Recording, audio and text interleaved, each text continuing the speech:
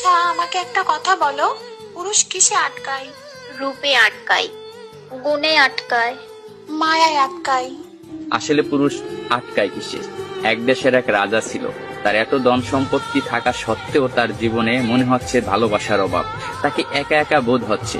তাই সে আর এক দেশের এক রাজকন্যাকে বিয়ে করে আনলো। বিয়ে করে আনার পরও তার মনে হচ্ছে তার জীবনে ভালোবাসার অভাব। সে আরো একটা বিয়ে করলো, কিন্তু তারপরও তার মনে হচ্ছে জীবনে ভালোবাসার অভাব।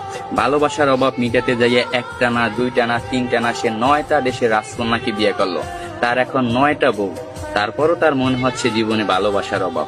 এট লাস্ট সে তার প্রধান দাসীর প্রেমে পড়ে গেছে। 9টা বউ থাকা সত্ত্বেও রাজা যখন দাসীর প্রেমে পড়ে গেল, এটা সমাজ মায়া নিল না। তার বউরা তো একেবারেই নিল না। তার বউরা রাজাকে প্রশ্ন করলো, এমন কি জিনিস আমাদের ভিতরে নাই যেটা ওই দাসীর ভিতরে আছে? আপনার যদি বউ দরকার হয়, আপনি অন্য কোনো রাজার মেয়েকে বিয়ে করবেন, আপনি দাসীকে কেন বিয়ে করবেন? তখন রাজা বলল, 9টা বউ থাকা সত্ত্বে আমি রাজা হইয়া দাসীর কেন প্রেমে পড়লাম, এটা শুধু আমি তোমাকে না, পুরো বিশ্বকে দেখাবো। এটার জন্য আমি কালকে বড় একটা অনুষ্ঠানের আয়োজন করা হবো। ওই অনুষ্ঠানে আমি প্রমাণ করাই দেব আমি রাজা হইয়া কেন দাসীর প্রেমে পড়লাম। পরের দিনকে একটা বড় অনুষ্ঠানের আয়োজন করা হলো। ওই অনুষ্ঠানে 10টা থালা ছিল। 10টা থালা 10 রকমের সম্পদ দিয়ে ভরপুর ছিল। কোনোটায় টাকা, কোনোটায় সোনা, রূপা, হীরা, মুক্তা ইত্যাদি ইত্যাদি দিয়ে 10টা থালা ভরপুর করা হয়েছে। 10টা থালা ভরপুর করার পর রাজা সবাইকে বলল, এই 10টা থালায় 10 রকমের সম্পদ আছে।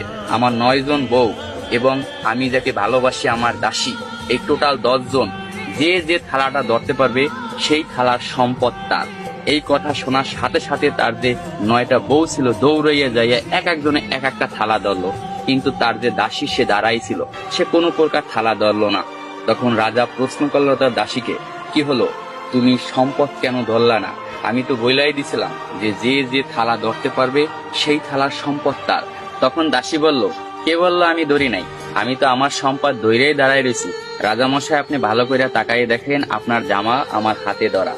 আমি আপনার জামা দইরা বইছি। আমার কোনো ধন সম্পদ চাই না, আমি আপনাকে চাই। আমি যদি আপনাকে পাই, এরকম ধন সম্পদের আমার অভাব হবে না। আমি কিছুই চাই না, শুধু আপনাকেই চাই। আমি তাই আপনার জামা দইরা দাঁড়াই রেছি। তখন রাজা অর্থ হাসিতে হাইসা পড়লো এবং সবাইকে বলল, দেখো রাজদরবার বাসীরা, তোমরা সবাই দেখো, রাজার 9টা বউ থাকা সত্ত্বেও রাজা কেন দাসীর প্রেমে পড়ছিল। আসলে পুরুষ কখনো টাকা, পয়সা, রূপ, যৌবনের মায়ায় পড়ে না। পুরুষ আটকে যায় নিঃস্বার্থ ভালোবাসা। পুরুষ তাই নিঃস্বার্থ ভালোবাসা। পুরুষকে যে নিঃস্বার্থ ভালোবাসবে, পুরুষ তারই হবে, শুধুই তার।